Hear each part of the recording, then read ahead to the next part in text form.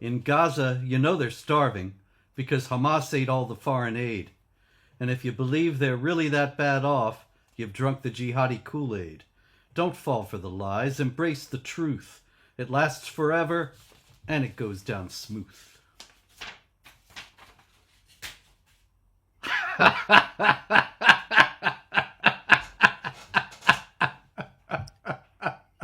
I knew you'd like that one, David.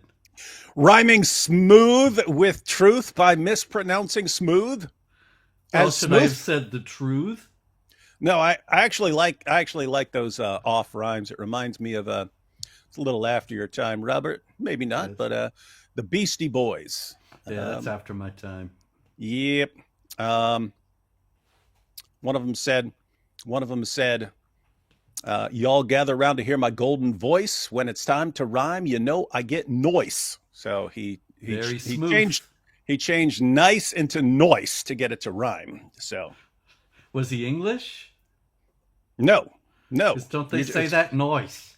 It's understood that you can distort a word for rhyme. I'm just saying you've got a lot of good company, and then you could go even further with Humpty from Digital Underground. He said he would just make up words, right?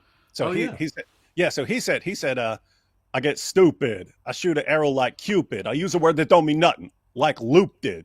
And so anyway. And what about William Blake?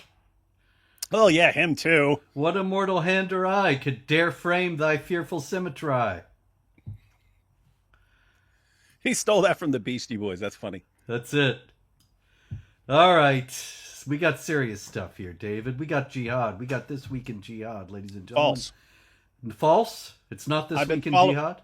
I've been following the news daily. I have not seen nary a peep about Jihad. Not even the word. Bit. Really? Not even the word mentioned. Did you see the general security official of the Syrian government saying that every Druze must be killed? Israeli propaganda, Robert. Oh, yeah? It was an audio tape. Did you see Muammar... Hey, let's be clear. Let's be clear. An organization that can literally blow the testicles off of hundreds of dudes simultaneously can fake a cassette tape, Robert. Come on, be realistic. Yes, you're right. You're right. And they could also fake Ahmed Ashraf's cousin, Muammar Ashraf. Ahmed Ashraf, for those who may not know, is Abu Muhammad al-Jalani, the president of Syria, Al-Qaeda leader for many years, now says that he is through with Al-Qaeda, and he's a moderate guy with a suit and tie. But Muammar, his cousin, put up on Facebook the other day, he said, I thought I had the quote here. Sorry, here it is. This is a fatwa. After 500 years of being out of practice, it is permissible to enslave their women. He must be one of those hijackers of Islam I've heard so much about. Am I right, David? No, wait. Who said that? Him or his relative? Muammar said it, the cousin of the president. Oh, yeah, but the president's wearing a suit. Yeah, he's got a tie.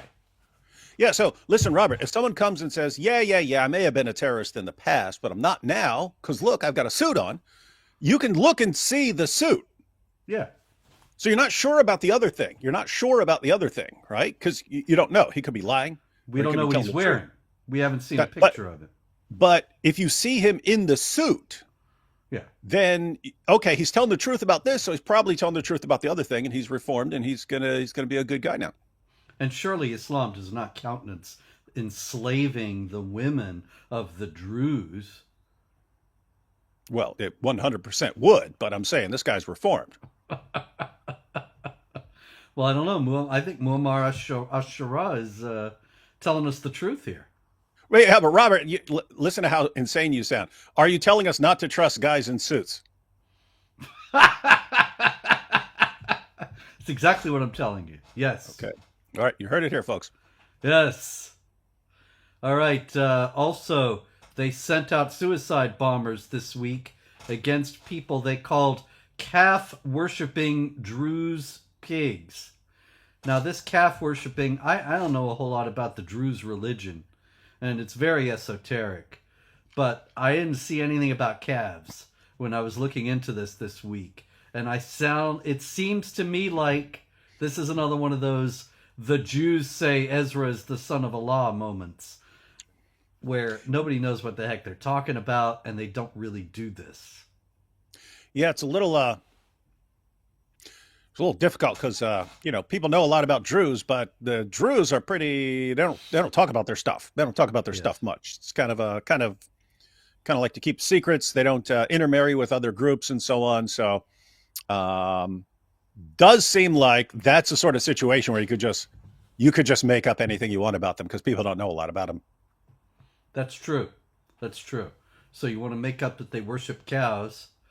I mean, this is from a people who told us that the names of the Quran chapters honor the people they're named for, like Mary, chapter 19, and so on. How many times have Islamic apologists said, you see how much we respect Mary and Jesus? There's even a chapter of the Quran called Mary, and how much we respect women. There's a chapter of the Quran called women. And how much we respect tables. There's a chapter of the Quran called the table. And in this case, you have the cow, chapter 2, and cattle, chapter 6. So these people obviously have great love for cows. And yet here they are calling the Druze calf worshippers? I don't know. Yeah, it's I always love look how much we respect women. We've got a chapter of the Quran named after a woman. It's like, that is the only woman mentioned by name in the entire book. Your book mentions one woman by name ever. Other than that, it's just so-and-so's wife and this and that. But anyway, that's the proof. They said that everyone sets the bar really, really low for Islam. Let's just put it that way. Very low, quite low. Now, I do have another story about the Druze, and this was a screenshot of a video. I got it around here somewhere, or I thought I did. My goodness, David, the things that can happen. You know, I put it on my list. I have it already, and the only thing I don't do is actually get the picture. Let's see if we can come up with it here.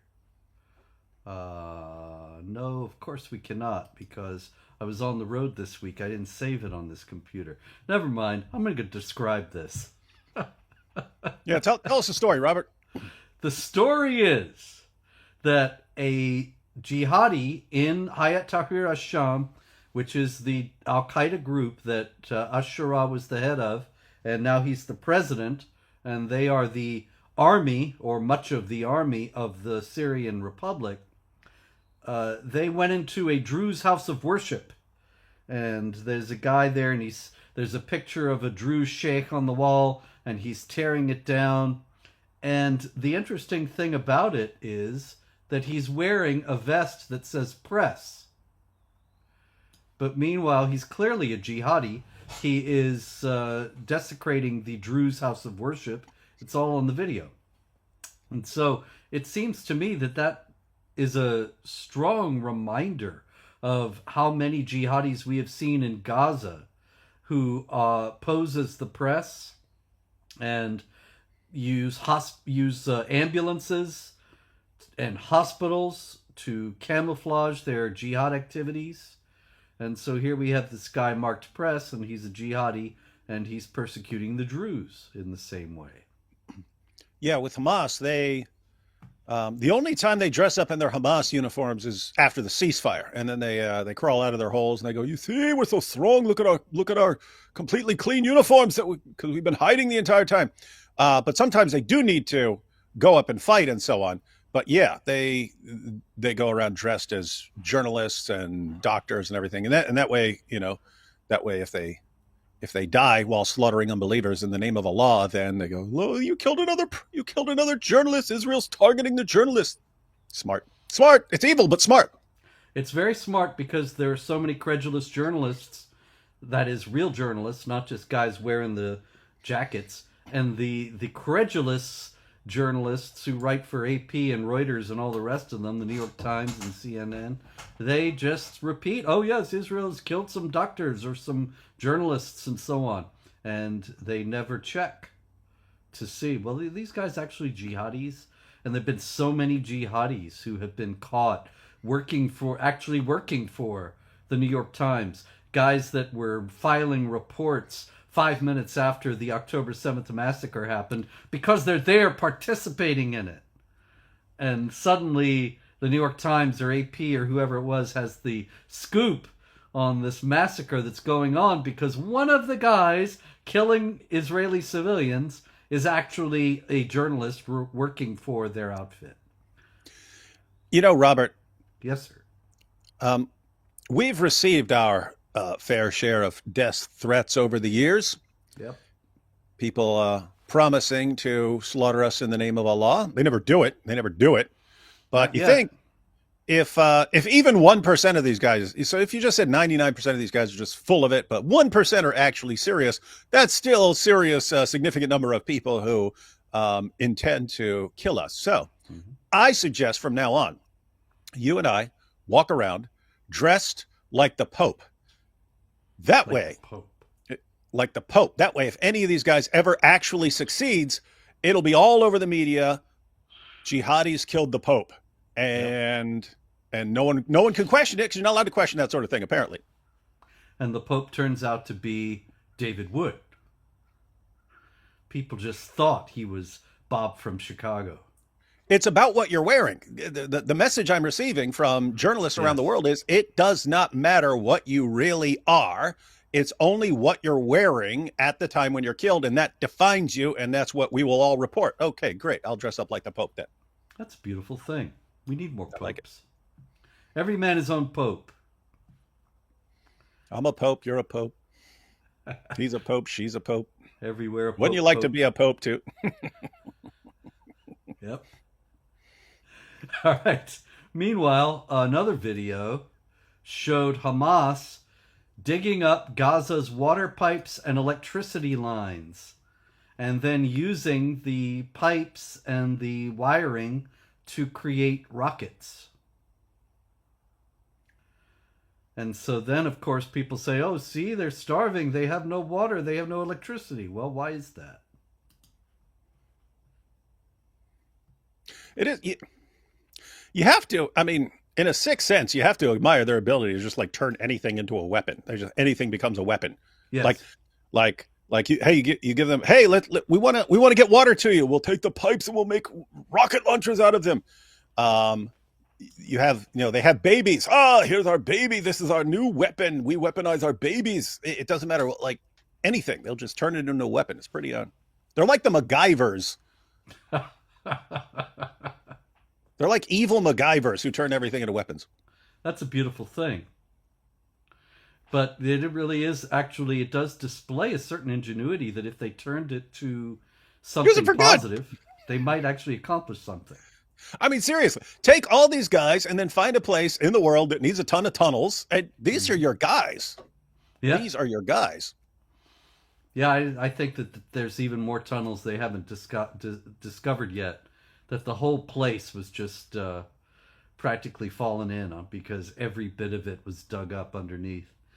Meanwhile, in Gaza, at the same time that we're hearing that there's supposedly a genocide and supposedly starvation, a large crowd of well-fed people got together and they were chanting and it was really quite an impressive display, I got to say, David, because they were all chanting it in unison. There were probably several thousand of them, and so it's all together, all these people at the same time saying Khaybar, Khaybar, Ya Yahud, Jaish Muhammad, Sa Yahud, and over and over again. And it really takes you into the how crowds can get caught up, how you can get caught up into a crowd and end up doing something you might regret later because you get caught up in the enthusiasm of the moment. But can you fill us in on this Khaybar business? It's part of their historical revisionism, but according to their sources, yes, which is big according. Yeah. So the part they remember, the part they familiarize themselves with, is the part where Muhammad and his companions swept down upon the Jews of Khaybar as they were going out to tend to their crops and so on.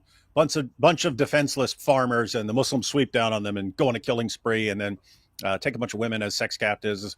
Where Muhammad had Kanana tortured and killed to find out where he had some money, then took his wife, who was the hottest woman in town.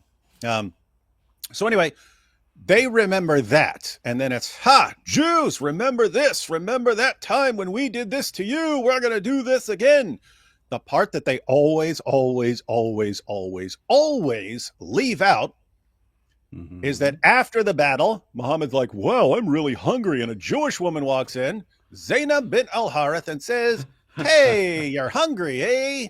I've been cooking a delicious meal for you. And of course, you just killed all the men in my family, my husband, my father, you just killed them all. But I really, really have an urge to cook dinner for you. And he goes, duh, I like food, duh. And she loaded it up with poison. That's according to their sources. Yes. She loads it up with poison. One of Muhammad's companions dies because he trusted Muhammad. He sees Muhammad eating it and he tastes it and he says, this tastes like something's wrong with it. Tastes like there's well, I can't, it can't be poison because Muhammad's still eating it. So anyway, this dude he turns green and dies. Muhammad sees his companion dying. He spits out what he's got in his mouth, but it did some sort of internal damage to him. He spent the next 3 years wallowing in freakish misery. Aisha said that she never saw anyone in as much agony as Muhammad was because of this. And it was all because the Muslims attacked Khaybar. That was the result. Yes. It was all because the Muslims attacked Khaybar. So, I mean, seriously, Jews need to shout something back at that time. It's like, that's when we took out your prophet. You guys are bragging about the time we killed your prophet because he slaughtered a bunch of us. The meat warned him. And yeah, that's the story. It was poison. That's what's funny. That's what's funny. You read the story, and his companion Bishr said, as he's dying, he said, I could taste it. I could taste the poison when it was in my mouth. And I look over at you and I was like, well, he's a prophet. He knows. So, I mean, he literally died because he trusted Muhammad. This guy, if you can't trust your prophet with your dinner, I don't know why you're going to trust him with your, eternal salvation and so on.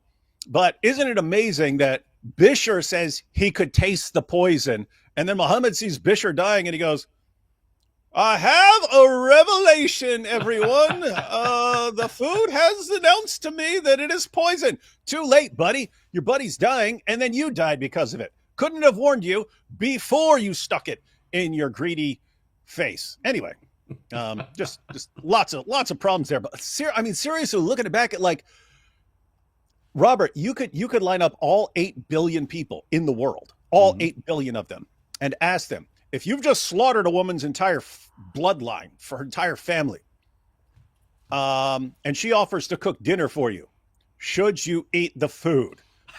8 billion people out of 8 billion people will say, no, that would be the dumbest thing anyone in history has ever done. Great. Muhammad is the only person in all of history dumb enough to fall for that. This is what you want to shout at people? Ha ha, Khaybar, remember Khaybar, where our prophet did the dumbest thing anyone in history has ever done.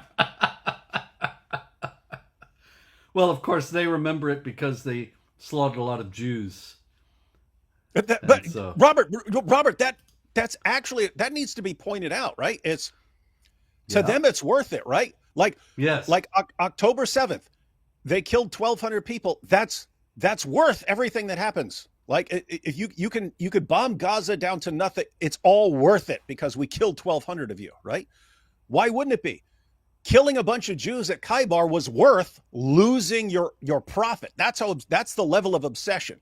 If we get to kill some Jews, but it costs us our prophet, totally worth it. Well, why are people surprised when it's, hey, if we get to kill some Jews and it costs us our kids or something like that, getting bombed as they're hunting for the hostages and so on? Totally worth it in their minds. I don't even know why they're complaining. It's all totally worth it to them. That's right.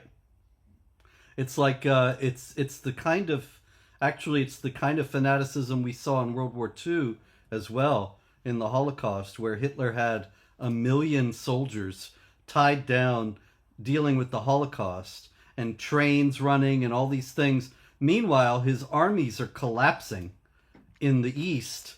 And if he had had those 1 million soldiers and all the equipment that they're using to kill Jews, and if he had sent them against the Soviets, might have made a big difference for his war effort. But sometimes the people who seem to have things all together and everyone admires them and thinks that they are the ones that ought to be leading, they do not actually have a whole lot of sense. No, that is actually that's a problematic feature of human thinking. I can think of two studies that I don't recall the exact numbers, but it was like disturbingly high percentages.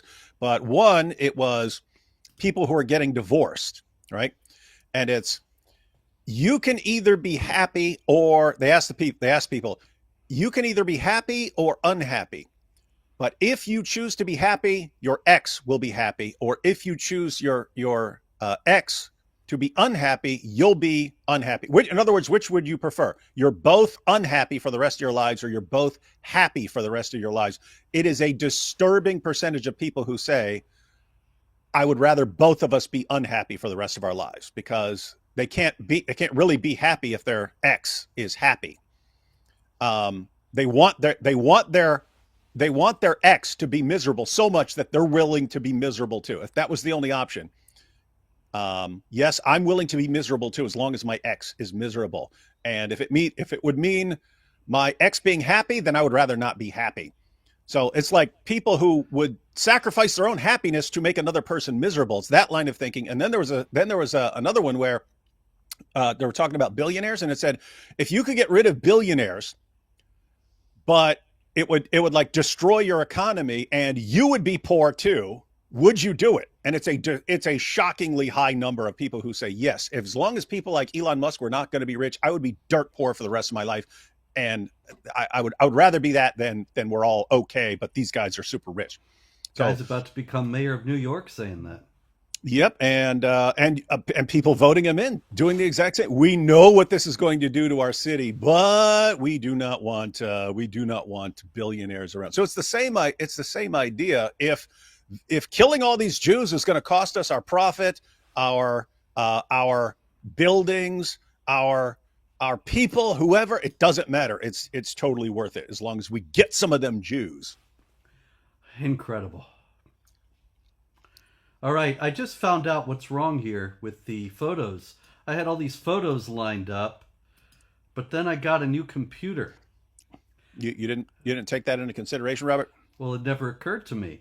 I set it all up. I thought it would be here in Ecamm, but when I opened it up again, I got last week's photos. Yeah, Ecamm is on your computer, Robert. Well, yeah, but I thought that I had changed it.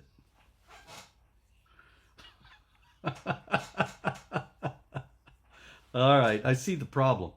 But I don't understand that, actually, because when I opened it up, all the other settings were the same. So if it brought that over, why didn't it bring over the new pictures? Don't know. Maybe it only saved stuff you've used already or something. I don't know. No idea. I don't know. Anyway, so okay. This will be a picture-free day, everyone. No pictures. So if you came here specifically for pictures... I just... I'm finding some here and there on the hard drive. And here we have these guys. This is Mahmoud Abed. And let me get the other guy's name here. Malik Salem. Mahmoud Abed and Malik Salem. And they are Palestinian Authority police.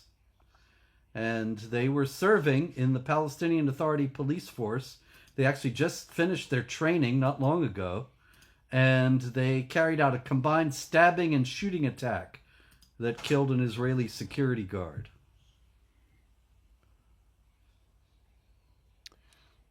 War is deceit, as Muhammad said. Well, that's not what I was thinking about. What were you thinking about? Just it was hilarious. Being in my family your entire life and then going to prison, you get programmed not to like cops. And when you brought them up, I was like, do I not like them more because they're cops or because they're jihadis? Right? Here's the thing. It's like, I know you shouldn't dislike cops for being cops. We need cops, and we've seen what disasters there are when people are like, get rid of cops, right? It's Yeah. just you're programmed all your life, and so you understand intellectually, hey, I shouldn't dislike these guys, and yet you just have this revulsion that's been built into you by being amongst criminals. It's like, but like, seriously, that's like, you can kind of understand. I can kind of understand the perspective of Palestinians because because I understand. Look, you're around people who are telling you all your life, these guys are bad, or you're in prison where, your community, like it or not, is a bunch of inmates, and these guys are the enemies who come in and mess with you guys, and can do whatever they want to you, and can come and lock you up if they want. I mean, like, lock you up even more by putting you in solitary or something like that. But they can do whatever you want. You just builds up this rage and so on, and then years later, you still just you don't like them because of that, and so on. So I'm guessing it kind of makes sense, right? You're a kid, you grow up, and you're told all your life the Jews are the worst thing, and like, we should all be willing to die as long as we kill some of these guys. Hard to break away from that, which is why it's like impressive when someone like Mossab Hassan Yusuf like actually breaks out of that and can think through it. I'm not sure that the police in the Palestinian Authority are taught anything different anyway. No, I wouldn't think so. This is probably just the same attitude that they always have. All right, I am not going to try to find all the pictures because that would take too long, and we don't have a whole lot of time. So yes, you're right. Those are the only pictures we're going to get this week, the cops, and super chats later. This will be the This Week in Jihad no picture edition. Yes, the audio edition. Anyway, Naim Qassem is the new head of Hezbollah since Hassan Nasrallah was killed. And Naim Qassem was interviewed recently, and he said an interesting thing. He said that victory does not always mean winning militarily. We won, that is Hezbollah, we won by surviving. I thought that's an interesting phrase. We won by surviving. It's really a very jihadi phrase because they never give up. They never stop fighting. And so the fact that he survived, they're gonna fight again another day. They're gonna kill more Jews later. Right now they have a chance to regroup, yes? Well, I literally just said how low the bar gets set for Islam. And here it is. Hey, if I go attack someone and they just like repeatedly beat the crap out of me and bomb everything down to nothing, or blow a bunch of people's testicles off and so on, it's just complete one-sided total victory for the other side. But hey, Abdullah over there, he survived. So you see, we've defeated you, we've humiliated you. What's up with these guys, man? And you see it every time. Every time there's some sort of ceasefire, they'll run out. You see, we're so strong. Well, yeah, because the ceasefire itself is an indication that they're winning. Because you only declare a ceasefire in Islamic law when you're losing, and you need time to gather strength to win later. And so the fact that the stupid infidels agree to the ceasefire instead of pressing on when the jihadis are losing means the jihadis win. It's kind of weird, though, because it's the exact same guys who scream, "We love death more than you love life." It's like, okay, well, isn't surviving losing then? Bunch of idiots. Be consistent. Be consistent, dang it. Well, I think consistency is the hobgoblin of small minds. Actually, I got to show this picture because it's such a cliche in a certain sense. Let me see if I can do this, David, real quick. You can do it. Yes, but it would be wrong. That's Nixon and the Nixon tapes. We could do it, but it would be wrong. Okay, this is the Royal Opera House in London. And it's such a cliche of opera. These clowns back here wearing Viking horns. I don't know what they were singing, what they were putting on. I'm not an opera guy. But it's just the classic image of opera singing, is it not? I know I sound like a heartless Philistine, not a Palestinian. And the opera's not over till the fat lady sings. So there she is in the front, ready to sing. And they're back there with the Viking horns. We often see the fat lady herself wearing the Viking horns. Anyway, one of the members of the chorus there in the back rolls out a Palestinian flag in the middle of a performance. And I see here that this was Il Trovatore, an 1853 opera by the Italian composer Giuseppe Verdi. I don't think Giuseppe Verdi was writing about the Palestinians, seeing as how they didn't exist yet for another 111 years. Well, and I'm a quarter Norwegian. My grandmother was Norwegian, and she had Vikings all over her, Viking statues all over her house and so on. I don't recall any of those having Palestinian flags. So I'm confused, Robert. There was a bit of the cultural whitewash nonsense that they're doing so much of these days. Remember a few years back when people were saying, oh, the Vikings were Muslim. And this is in line with the things that we're getting in Britain all the time of historical dramas. And they have some English king, Richard III, or Anne Boleyn, the queen of Henry VIII, his second wife, first one to be beheaded.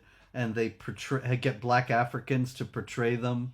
And they make them Muslim, or they make them disabled, or whatever fashionable thing there is today. And it's just completely fanciful and fictional. But anyway, this is a little different. This is just somebody who could not wait to be political and had to make this opera from 1853 into a political statement. Oh, let me screenshot that. I can add that. I can add that to my list. It's like Robert. How many minds do you think were changed? A lot of people just got mad is all. Yeah. So how many, let me put it differently. How many Palestinian lives do you think will be saved because of what that person did? Probably about zero, maybe zero minus a few. Yeah. All this stuff seems like, hey, here's something that has 0% chance of convincing anyone to agree with me or anything else. When you keep doing things that have absolutely no chance of actually helping in any way, and they just annoy the crap out of people, it seems like you're not doing it to effect any sort of change. You're just, look at me, everyone. You just want attention. You're seeking attention, right? It's like the people who, the climate change activists who go and throw soup on paintings. Like, okay, what person did you convince to help the environment? Because like who said, you know what? I just wanted to burn this entire world to the ground. But now that person threw soup on a Van Gogh, I really want to. I'm getting rid of my gasoline powered car. Yeah. Yeah. So anyway, I took a picture of that because I wanted to make a video titled something like "Top 10 Ways to Save Palestinian Lives," but it's like according to them and then according to me, right? So, top 10 list would be like, okay, blocking traffic. Uh-huh.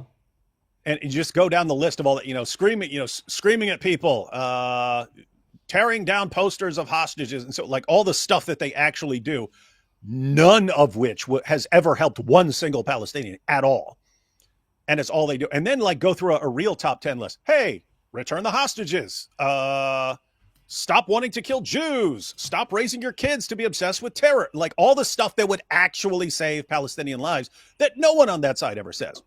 So anyway, it's that sort of thing is amazing to me. It's like, here are all, if you were actually concerned about saving the lives of Palestinians and little Palestinian children and Palestinian women, there's a slam dunk list of things you could be advocating that would actually save a bunch of lives. And you don't say any of those. You just say, oh, we'll block traffic. We'll hold this up at an opera, and none of which will do anything. And you just say, no, we're going to do the stuff that is guaranteed not to work, and the stuff that would actually work, off limits. Weird stuff. Well, I got another solution for the whole problem here, David. It's not my solution. I'm just reporting. But all the Gazans can now go to France. and settle in France. Oh, yeah, that was good news. That was good news. The National Asylum Court has ruled that Israeli methods of warfare are sufficiently serious to be classified as persecution. And so now you can, and if you're just a Gazan, no matter what your circumstances, you can move to France, no problem. So all of Gaza can pick up and settle in Paris. They'll always have Paris. Now this is fascinating, Robert. You've got literally the entire Muslim world saying, do not bring those particular people who are raised to be obsessed with slaughtering everyone around them anywhere near us, right? They build this huge wall, the most magnificent wall I've ever seen in my entire life. Donald Trump looked over at that wall and said, man, there's nothing I could do. There's nothing I can do to compete with that wall built between Egypt and Gaza. That's how Egyptians understand what they're dealing with here. We want the biggest, baddest wall anyone has ever built. And you got France, let's bring in as many of these guys as possible. What could go wrong? You giant bunch of morons. And Robert, it's the same thing we said over and over and over again. It's like, on the one hand, you want to say you guys are begging for it, and now you're going to get what you've been begging for, and you deserve it because you keep doing the stupidest things we can imagine. And what sucks is the politicians and so on who make these decisions, they're not the ones who suffer because they're living in super rich areas, and none of these Palestinians are going to be anywhere near them. It's the regular citizens who didn't want it, and that's what they get. So, all right, I got a terrible story out of India. Terrible story. This is really disgusting. All right, and there are quite a few of them, as a matter of fact.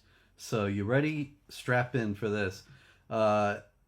The owner of Fresh Deli Juice and Shake Shop, a Muslim named Amir, at Loni Chowki Sihani Chungi within the Nadgaon police station area, has been arrested, deliberately mixing urine into fruit juice and serving it to customers, particularly at a time when a lot of Hindus were going by for a pilgrimage.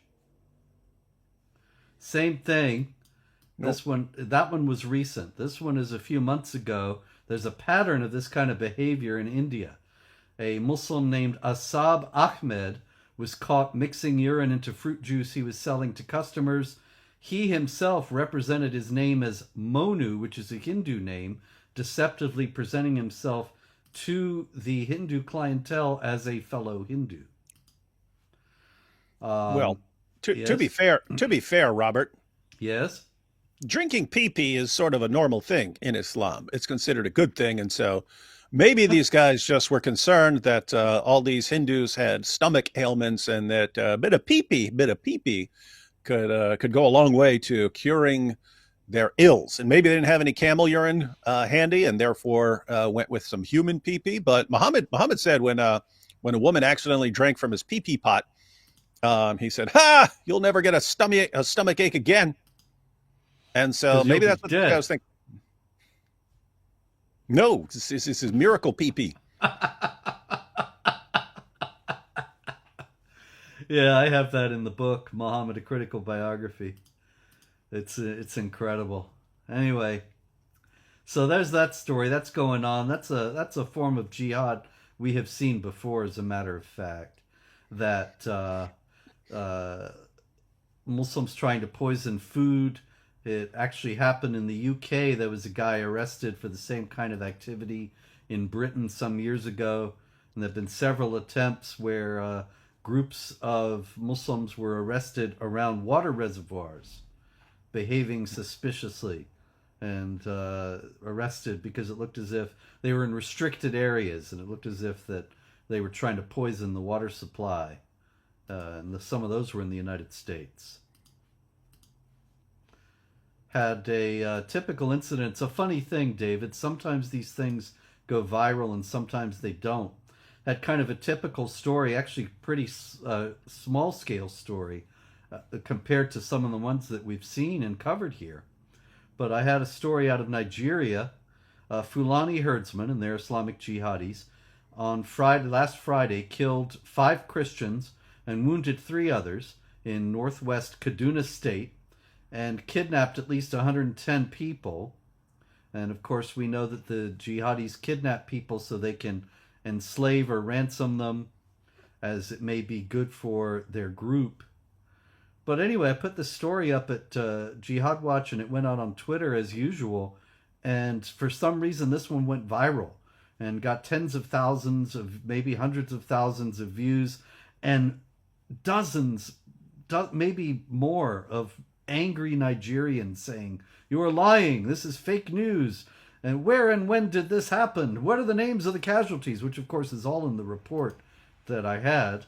And so I was able to supply it. But it's funny how you constantly get this, that any report of any atrocity committed by Islamic jihadis is a lie. No matter what. It's as if it's never actually happened. It's always something that is fabricated by the enemies of Islam. And then you have to ask, why? Why do they bother?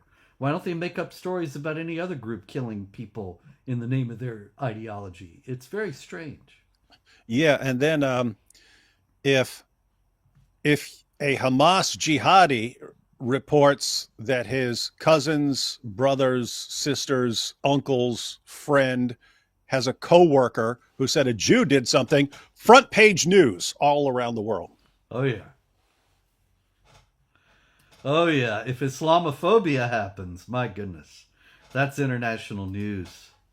You remember Yasmin Suwaid. I know we've talked about her before. Poor girl.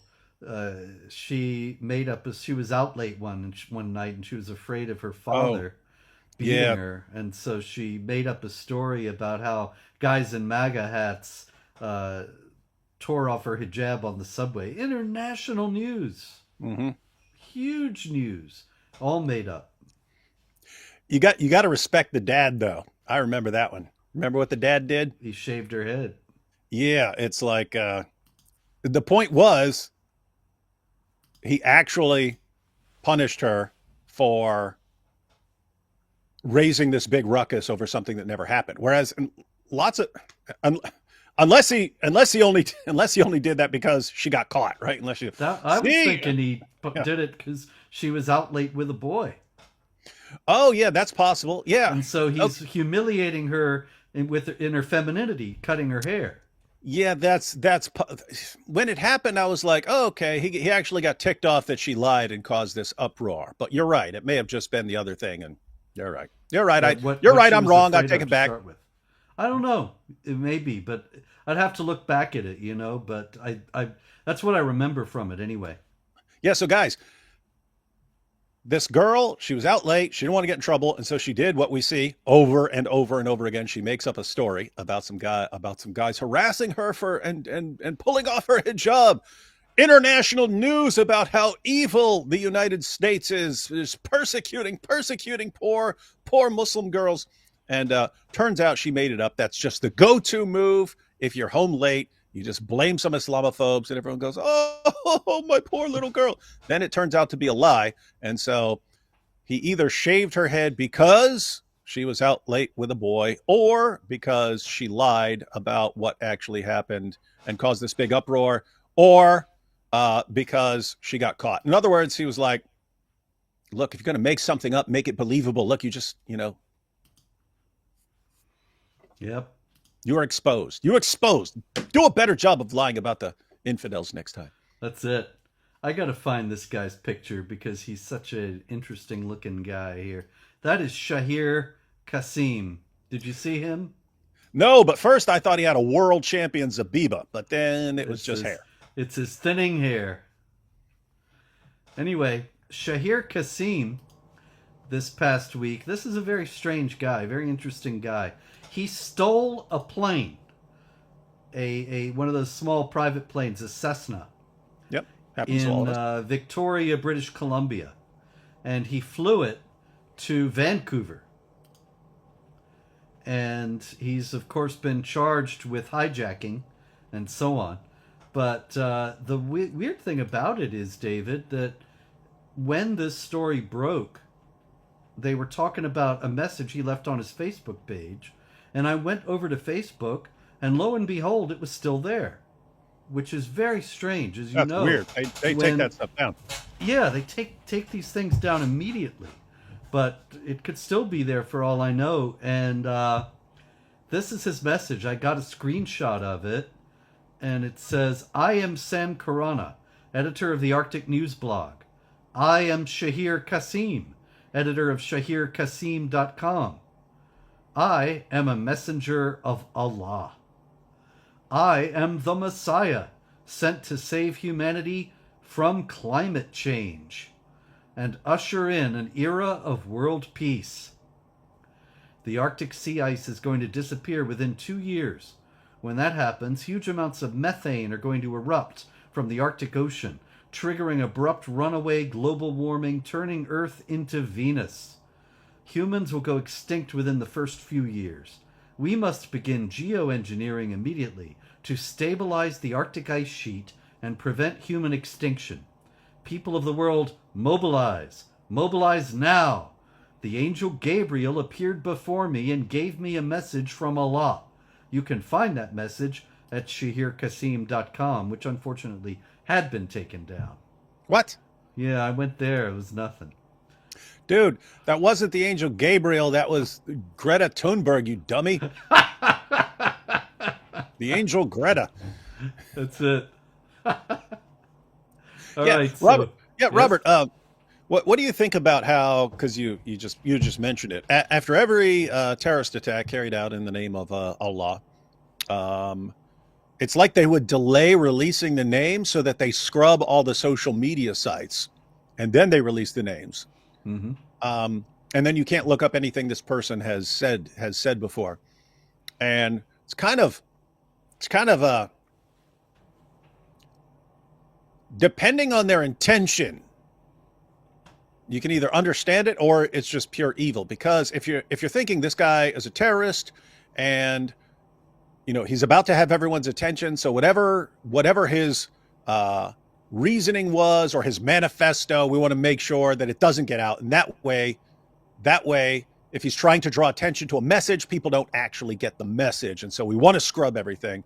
But it doesn't seem like that. It seems more, oh, you're going to see that, the person is clearly screaming Allahu Akbar and putting his manifesto about killing the kuffar and stuff like that. And therefore, we don't want to give Islam a bad reputation and so on. So it's weird because I have a theory. If the intention was the first one, then I would still disagree, because I think, no, you need to hear what these people are saying and you need to go through it and you need to expose it. That's how you deal with it. But at least I would think, okay, you have good intentions. But it seems to me that the intention is the latter usually, which is just pure evil. Yes. And I think that I have a theory as to why this guy's message was still up, at least his Facebook message. And that is, what do you think of this? It's because he's nuts. It's because he's clearly insane. That's what I was thinking. In what he's saying. And so he's not saying, even though he's saying I'm a messenger from Allah and Gabriel appeared to him, he's not talking jihad and killing infidels and all that. He just seems crazy. And so he actually supports the narrative. That's their narrative. That jihadis are really just crazy. And so this is why we still have this message. And so Shahir Kasim, I don't think he's a jihadi. He's crazy, and he's crazy in a way that feeds right into what the establishment wants us to believe about Islam and jihad. Hey, put that picture back up just for a second. Yeah. I want to say, right? Dude, just want to point this out. If anyone can convey this message to him, one, you look like a total freaking dork right now, right? No one's going to take you seriously. But I want to point out, because I like to help people. If you were to shave the rest of your head, but just leave that lock in front, you would look like some sort of guru, and you might actually win a few supporters. They'd be like, whoa, this dude looks very interesting. But he wouldn't look like a Muslim. There aren't any Muslim gurus or imams who look like that. All right, I wanted to tell you about the Algerian journalist Yahya Abu Zakaria, who lives in Sweden now. and he said, I call on Algerian youth to colonize France. Call on Algerian youth to colonize France. This guy's in Sweden? Yes. Now, wait. Isn't that the Why? place Why where... France? Yeah. well, I mean, Sweden... Isn't Sweden the place where they... where a bunch of dudes just killed a guy for burning the Quran? Yeah. And those guys are still around. Didn't even catch them. Well, they caught some guys, then released them. Yep. And so they're actual people who murdered a guy for burning the Quran going around in Sweden. Mm-hmm. And then this guy. Yes. And of He course, could have France actually done it. He could have actually done it or ordered it for all we know. He could have. He says, this is interesting you say that, actually, because this is what else he said. When the foreigners came to Algeria, we slaughtered them with jihad and resistance. We did not let any foreigner stay on Algerian soil. This is our heritage. If you analyze my genes, you will see revolution, resistance, jihad, and fight. He should wash his jeans. So any foreigner who so much as contemplates harming Algeria, I will gouge his eyes out, making him blind. I swear by Allah. The French and Americans used to call us barbarians because we are strong and we devour anyone that comes near our land. This is why they called us barbarians. Indeed, I swear by Allah that although eating human flesh and fat is prohibited, we will devour anyone that comes near our land with our teeth and our fingernails. This is how we were brought up. That's what he says. Yahya Abu Zakaria. That dude sounds like a bright ray of sunshine. Let me see. He ain't around. Sorry. I'm gonna try to put up his picture. Oh, there he is. There he is. He's gonna. Oh, nice. He's on devour memory. us with his teeth. Yeah, you need to grow out a cool lock like that other dude, man, right in the middle of your head. Robert, it is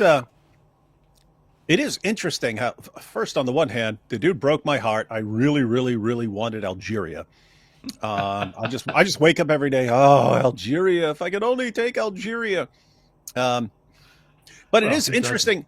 It is interesting. Like, hey, we're good because we didn't let foreigners into our land, right? And that makes us good and strong because we didn't let foreigners in our land.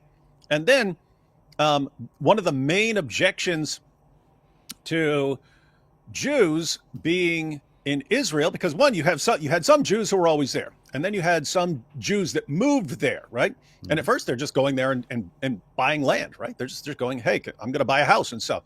And they look back at that and shame on those Jews for going there, buying land, buying a house, and so on, and then living there as if some part of some future plan for occupying it. Shame on them, shame on them.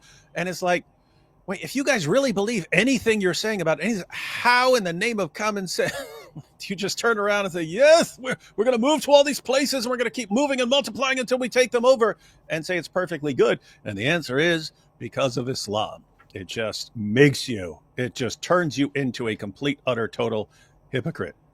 Yep. Oh, speaking of complete, total hypocrites, I got one out of Ireland where this guy was going. Actually, there are a lot of these. This guy was in the UK, and he was asking for asylum. A Muslim from Afghanistan. He gets asylum in the UK, and then he crosses over into Ireland and applies for asylum. And a border officer said, we see that all the time, that they come in, they already have asylum in one country, and then they cross in the UK and cross over into Ireland to get it again. And the idea is to get welfare benefits in both countries. Smart. Once again, evil but smart. And where does that come from? That surely has nothing to do with Islam, right? What, wanting the unbelievers to pay for you? Yeah, that we know that the Europeans were sold the whole idea of mass migration on the basis that the migrants would fill in the jobs that the aging workforce couldn't cover anymore, and yet they don't. They're just coming in and going on welfare. And people don't realize like how sinister some of this is, in that um, some of these guys believe that you cannot have a normal job because then you'd be required to pay taxes and you'd be funding this non-Muslim government that then makes mischief in Muslim lands and supports Israel and things like that. And you cannot contribute financially to that. So all you can do is sort of leech off the system. You cannot contribute to the system. You leech from the system. And this gets compounded with the idea that if you can get to a European country or America or Canada or something like this, you can also get multiple wives, because all your wives will officially, before the state, be single moms, and therefore the state will pay for all your wives, and so on. And so you're just basically preparing for a future takeover and so on, and they're paying you for it. They're paying you for it. Yep. And speaking of paying for it, it is a bit of a scandal in Britain, although not much because they're so deeply compromised. But turns out that the UK government spent £2 billion, which is actually, wait a minute, is that bill? Yeah, £2 billion, which is $2,679,000, $679 million. Excuse me. That they spent all that money to bring 24,000 Afghans secretly into the country. They just had to have the Afghans in Britain so much that they spent over $2.5 billion to get them in. Well, I mean, after seeing that tourism video, remember the tourism video, Robert? No, I don't think so. You didn't see the tourism video? It's only the greatest video in the history of videos. Wow. Where the Afghan government's trying to get people to come. Yeah, that tourism video. Yeah, they do it like a terrorist video. That's awesome. That's the awesomest video ever. But maybe we really should go. I said, like, after seeing that video, I was like, I kind of like these guys a little more now because at least they have a sense of humor. But maybe other people are watching stuff like that and they're going, you know what? Maybe these guys aren't all bad. So let's find out and get a ton of these guys in our country. I think we'd have a great time, and they'd be very welcoming and friendly until they looked us up on YouTube. Then they'd really like us. Yes. Because then they would leave Islam. They will. They can and they will.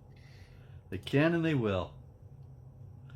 All right. Also, the UK government, I should note, spent hundreds of thousands of dollars on providing fast food and Netflix for illegal Muslim migrants in the country. So they get everything free, no problem. Well, how are you gonna? What do they call it? Netflix in jail or something like that? Or you sit around and watching I've heard Netflix that phrase, but I don't know what that means. I think it means you're going to sit around watching Netflix and eating pizza or something like that. So apparently that's the life now, and so by golly, we need to share that with the world. Yes, by bringing the world to our countries and paying for their Netflix and their chill. No, seriously, Rob. I mean, the message that the West is sending to these guys is just get here. You can get a bunch of wives. We'll pay for them. Have a bunch of kids with all your wives. We'll pay for all of it. You don't have to do anything. You can sit around watching Netflix and eating. We'll cover all of it. And just, focus on having as many kids as possible for when you could take over for Allah. And they view this as, you see how Allah is delivering these people into our hands? Yeah. Look at what Allah is doing. He is making these people do it for us. It's just and that's the message they're sending. It's prophesied in the Quran. It's enough to make you a believer, David. Chapter 59, verse 2, it's right there that the infidels, Allah made them destroy their house by their own hands. And here they are doing it right before the world's eyes in Britain and all over Europe. And it's just amazing because, I mean, Islam was so demoralized after losing the Ottoman, their Ottoman caliphate.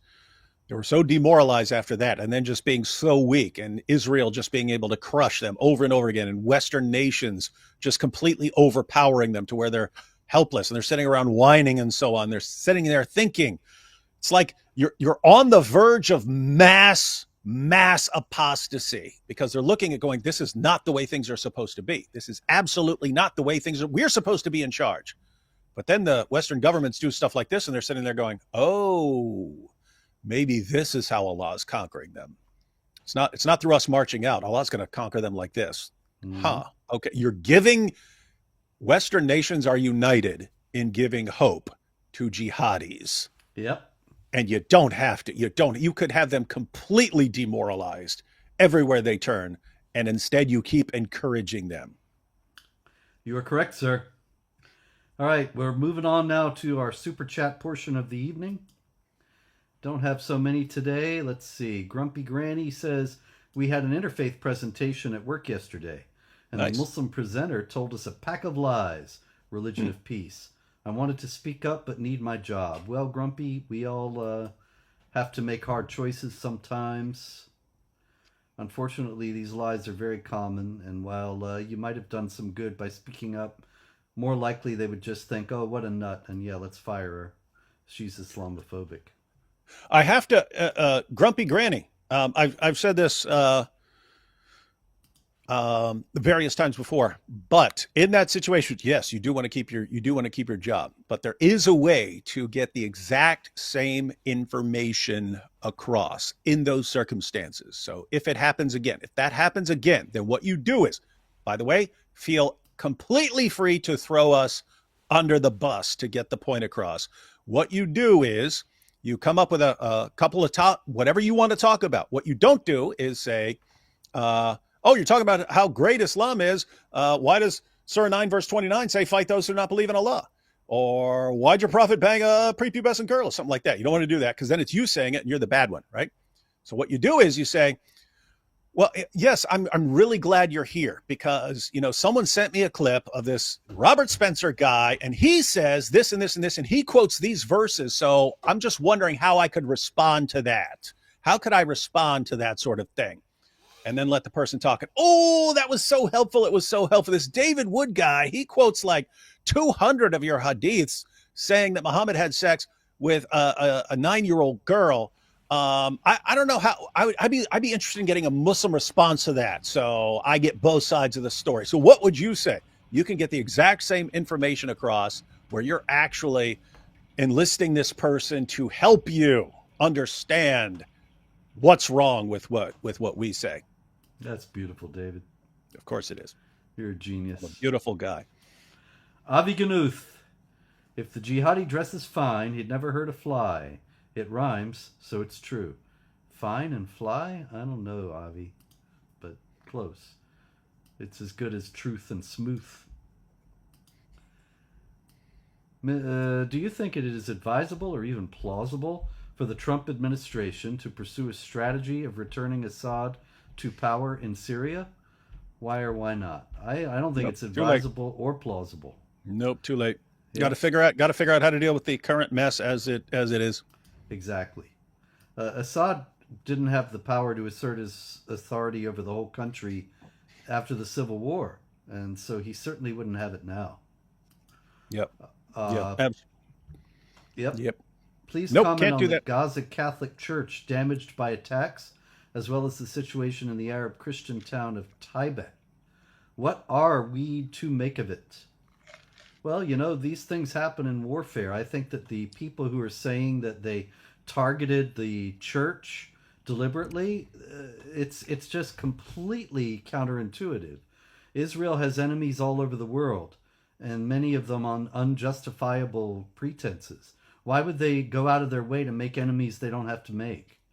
These things happen in warfare. It's a terrible thing. It's a tragedy that people died, but this was not intentional. And if Hamas were not launching its attacks from these areas, then Israel wouldn't be firing from them or to them. But Hamas deliberately launches its attacks from civilian areas in order to draw fire precisely like this so that it can use it for propaganda purposes. And as far as Taiba goes, you should look at the latest reports. The ambassador, Mike Huckabee, he went there and he now says that there was no burning of the cemetery or the ancient church as had been reported, not by Israeli settlers or anybody else, and the whole thing was just an exaggerated story, as is so often the case with the propagandists against Israel. David? Oh, I just want to point out, yeah, as far as like war is concerned and bombing places, I mean, there are still churches. I'm sure there are churches in other places and so on, but there are still churches in the UK that were damaged by Nazi bombings that like they kind of preserved the damage. In other words, they don't fix a spot because they want it as like a kind of like a memorial. But anyway, point is, that happens. Germans bombed a lot of churches. British bombed a lot of churches and so on. Yeah, the Germans have a cathedral like that in Berlin. You know, it's just a ruin, but you can walk in and around it. I was there. Yeah, so the idea is you're not trying to destroy Christianity or bomb churches. Something just if you're bombing places, that sort of thing can happen. And even if you had a situation where, like, let's suppose you had a group of Jews and they're like, let's go attack Christians or something like that. It's weird that is the only group on the planet where anything someone in the group has ever done gets applied to the whole group instantly. Yeah. And you see, this is what Jews do, and I'm just bringing that up because there are Jews who really hate Christianity. They exist. We know that, and so if they ever did but here's the thing: if you had a couple of Americans who said we hate Christianity, guess what? They're Americans who hate Christianity, communists, everything else. If you had a couple of them and they went and attacked a church, which, by the way, has happened, things like that have, it never gets, you see, this is what Americans do or something like it. It never gets attributed to the entire group anywhere else except one group. So anyway, I don't know, weird situation. Another excellent point, David. Oops, there was another one here. Hang on. I remember when the Met did a blood libel opera called The Death of Klinghoffer. And then when the Hamburg Star Opera turned the real Verdi opera Nabucco, which is about Jews, into a yarn about Muslim refugees. Well, I don't know anything about any of this. David, do you know opera? I don't know, but it doesn't surprise me because the people who do these things are all leftists. And so they love jihad, they love Islam, they have no idea what they're talking about or dealing with. Yeah, I went to, I saw Jesus Christ Superstar. Mm-hmm. That was entertaining, good music and so on. I saw Phantom of the Opera. See, my wife liked opera, so I had to actually go to a couple during our marriage. Saw Phantom of the Opera. That was not terrible, but I can't say I liked it. And then we watched one, I forget, it was Agamemnon or so. It was like the worst thing I'd ever seen in my entire life. Like every single thing. The guy's getting killed. You think, okay, that would be an interesting part. But then he runs out and he's going, murderers, I'm being murdered. It was like all this, it's terrible. So anyway. They're better when they're not in English and you don't know what the language they're in. No, it was. I don't know what that was in. That was in some other language, and they had you could read it across the top if you actually wanted to see what they were saying. But yeah, it was the worst thing I'd ever seen in my life. Fortunately, back then I had mastered the art of falling asleep while my head is balanced. Oh. I could do it. A lot of people couldn't do it, but I could actually fall asleep with my head balanced, and then unless you're looking right into my eyes, you don't know. Nice. Now that would make a good video. It ain't over till the fat lady sings from the river to the sea. That's right. You even got the Viking horns there, Arctic based. Nice work. All right. The Islamic water cycle. Go to Zamzam, drink the water, pee, then drink the holy pee.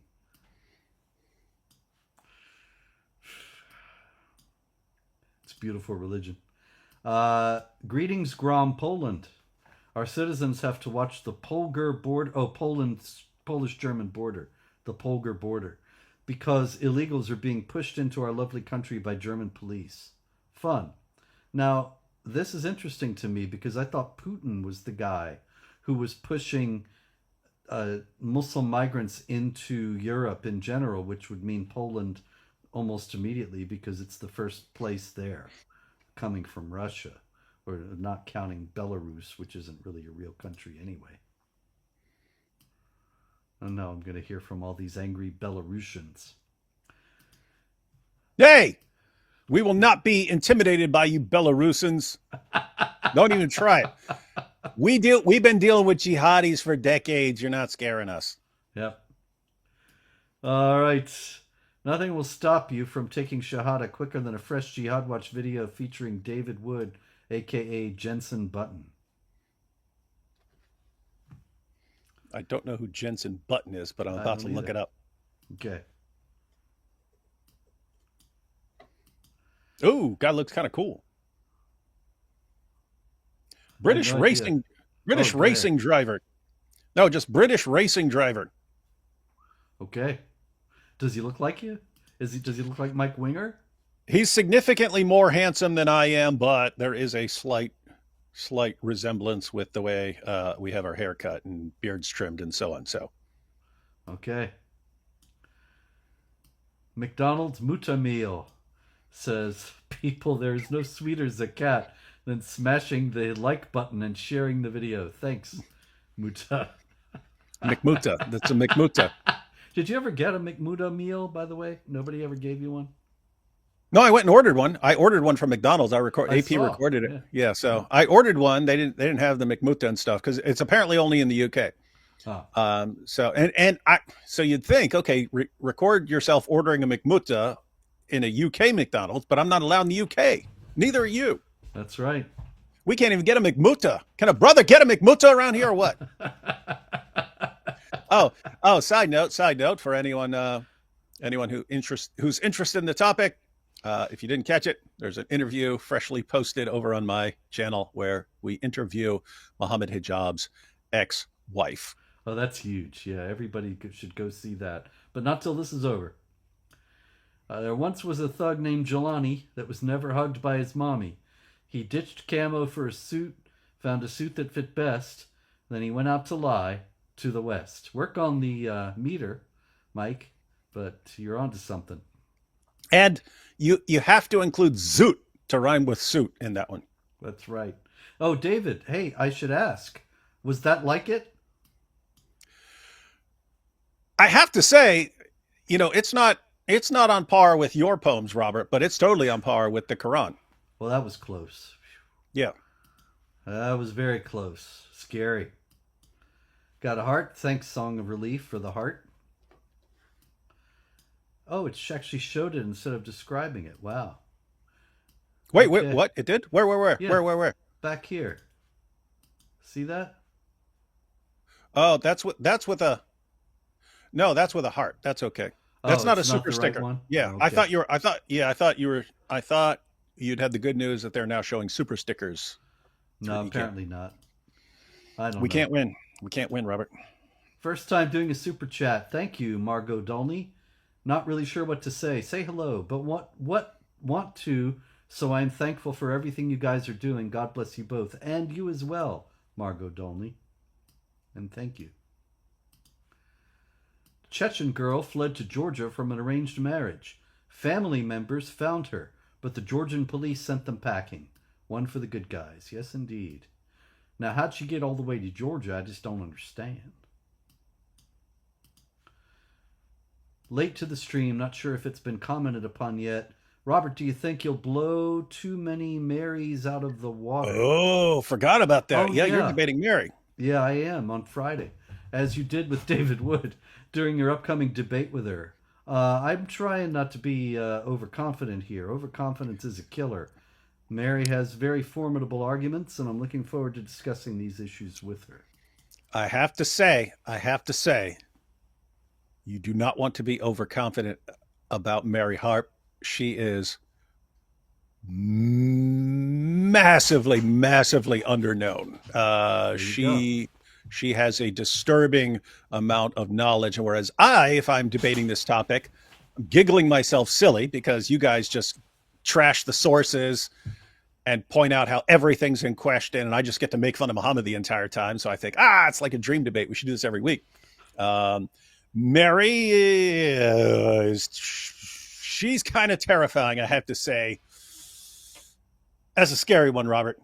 All right. Well, we'll see. Maybe she will end my career, like they always boast. D-Dubs, did you ask your barber for a low taper fade? Massive. I don't know. I was telling AP because they asked why my beard got short and all this. It was I had a funeral to go to. I was leaving on Friday, so Thursday. It was already Thursday evening, and I was going to go to my normal barber, and I went over there, and they said they had to close early because their air conditioner went out. It was too hot.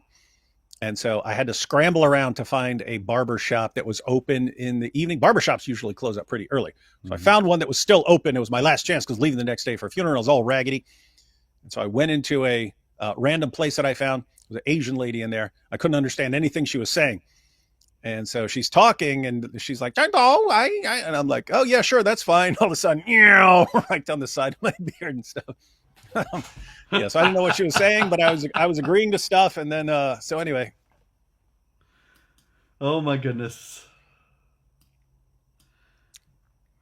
Anyway, DW, when can we expect Aisha Convo Part 2? That will be in a couple of days. Okay. Yep. Thank you for the super sticker there, Mother Hulda. And we have built a wall on the Poland-Belarus border so that it is a bit more difficult for Putin. But one of our soldiers was killed there by migrants. Yeah, I've seen videos. It looks pretty hairy there. All right, let's see. I don't think Sulam ibn Mishkam's widow, poisoner of Muhammad, was really called Zainab bint Harith. Well, that may be. I mean, Abu Lahab wasn't really called Abu Lahab, so why not? The Manapt study of Denmark shows that Muslims take out more of the system than they contribute. Wow, what a surprise. Who would have thought? Shocker. And that brings us to the end of another thrilling episode of This Week in Jihad. Should there be any jihad, in the unlikely event that there is jihad next week, then David and I will be right on it. And until then, you know the story. Pray, hope, and don't worry.